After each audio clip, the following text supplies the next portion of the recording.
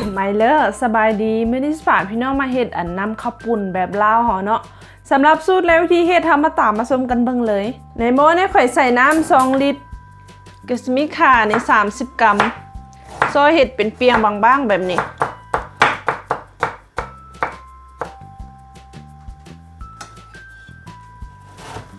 หัวสิงไข่นี่ใส่2 หัวเดี๋ยวไปก็ใส่ในหม้อแถวสิต้มน้ำข้าวปุ้นเลยหัวสิงไข่ไปขี้หุ่นในประมาณ10 ปลายใบนี่แหละ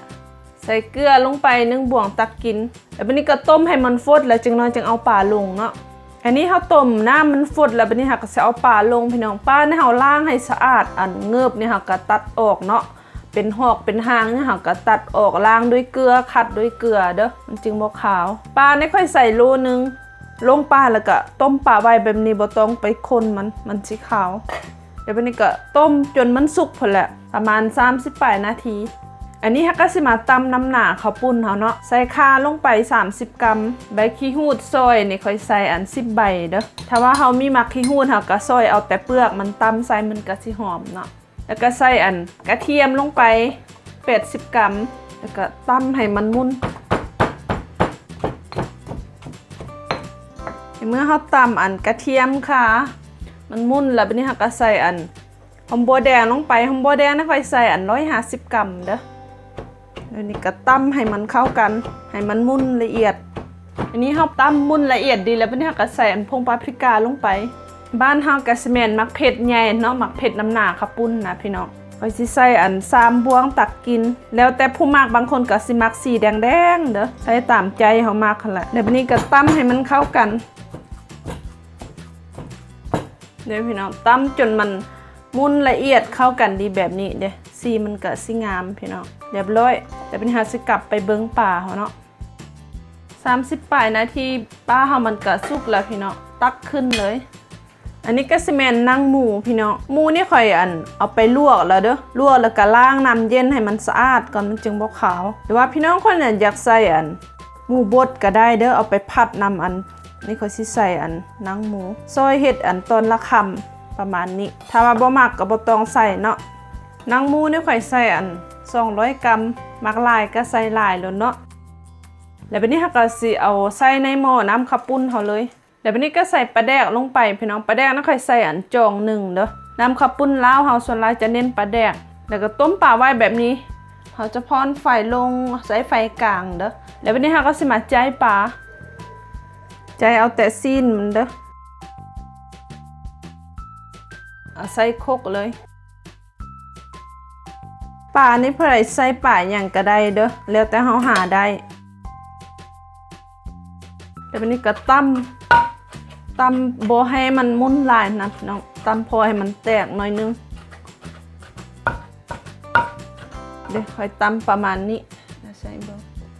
ประมาณนี้ได้แล้วแล้ววันนี้หักจะเอาไปผัดเนาะแล้ววันนี้หักก็จะมาผัดน้ำหนาข้าวปุ้นเนาะตั้งหม้อแล้วก็ใส่น้ำมันลงไปประมาณ2 บ่วงตักกินนั่นแหละเอาสิคั่วกะปิก่อนพี่น้องคั่วให้มันหอมกะปินี่ใส่1 บ่วงนี้1 บ่วงแกงหรือว่าจะเอาไปปิ้งก่อนก็ได้เด้อเราสิเอาไปผัดแบบนี้ก่อนในเมื่อเราผัดกะปิมันเริ่มหอมขึ้นมาแล้วบัดนี้ก็ใส่น้ำนาลงไปเราสิผัดด้วยไฟกลางเด้อถ้าว่าเราเฮ็ดไฟแห้งโพดน้ำนาเฮามันสิไหม้มัน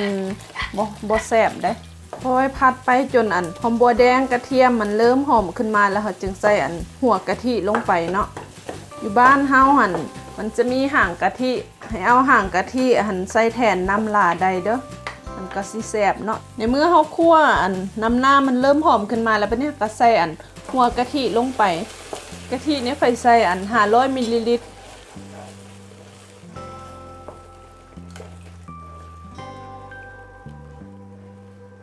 ใส่แบบนี้เด้อพี่น้อง86%แต่เป็นนี้เราก็จะเอาปลาที่เราตำเมื่อกี้นี่ลงใส่แล้วก็เคี่ยวไปแบบนี้ประมาณ20 นาทีนี่แหละเราจะเคี่ยวด้วยไฟอ่อนค่อนข้างกลางเด้อเคี่ยวให้น้ำหน้าข้าวปุ้นมันขึ้นหน้าแดงนะพี่น้องไปเคี่ยวประมาณ20 นาทีนี่แหละเห็นบ่น้ำหน้าข้าวปุ้นมันก็สีแดงงามแบบนี้แล้วก็ใส่ใบขี้หูดลงไปประมาณ4-5 ใบนี่แหละ แต่เป็นนี้เขาก็สิทอกใส่ในหม้อน้ำข้าวปุ้นเขาเลยถ้าว่าพี่น้องคนใดอยากเฮ็ดคล้ายน่ะอยากได้น้ำลายๆเขาก็เพิ่มน้ำซุปอีกเด้อเพราะว่าสูตรตัวนี้ตัวที่ค่อยให้สูตรน้ำข้าวปุ้นมันเข้มข้นมันก็สิแซ่บเนาะแต่วันนี้เราก็ใส่ก้อนเลือดลงไปพี่น้องก้อนเลือดนี่ค่อยใส่400 กรัมเด้อถ้าบ่มากก็บ่ต้องใส่เนาะหรือว่าสิใส่ตีนไก่ใส่ลูกชิ้นก็ได้เด้อแล้ววันนี้เราก็สิมาปรุงรสชาติเนาะก่อนเราสิปรุงรสชาติเราก็ซิมเบิ่งก่อนเนาะเพราะว่าเราใส่ปลาแดกกับเกลือลงไปแล้ว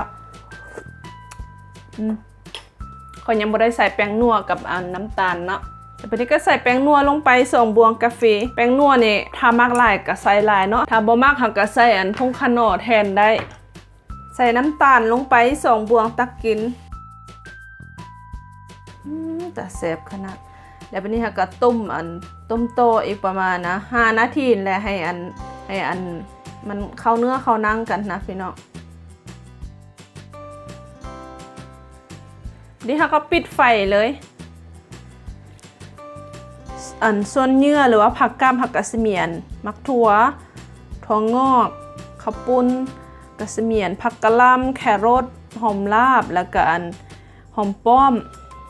กะปิมักเผ็ดแล้วก็ข้าวปุ้นถ้าว่าเขามีผักอย่างเขามักผักอย่างเขาก็จะตามใจเขามักเนาะเสียดายเขาบ่มีมักปีก็สิใส่เนื้อก่อนพี่น้องใส่ถั่วงอกมักถั่วแล้วก็กะหล่ำกะรดหอมลาบแล้วก็บัดนี้ก็ใส่ข้าวปุ้นนี่หมักหลายหมักน้อยก็แล้วแต่เด้อใส่2 หัว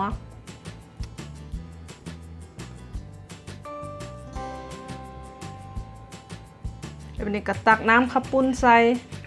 น้ำข้าวปุ้นมันเข้มข้นขนาดพี่น้องหอมมาเด้อมากินน้ำกัน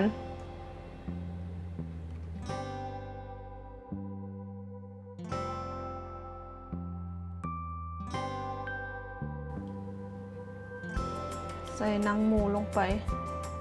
อีกตอนเดือด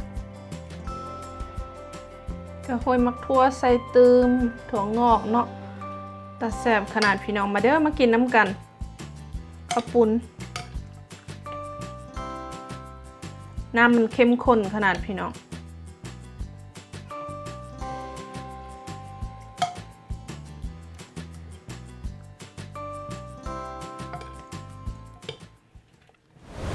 ลองไปเฮ็ดกินบ้างเด้อสำหรับมื้อนี้ขอลาไปก่อนพบกันในคลิปต่อไปถ้ามักก็กดไลค์ถึกใจก็กดแชร์ให้ได้เด้อสมัยเลยบ๊ายบาย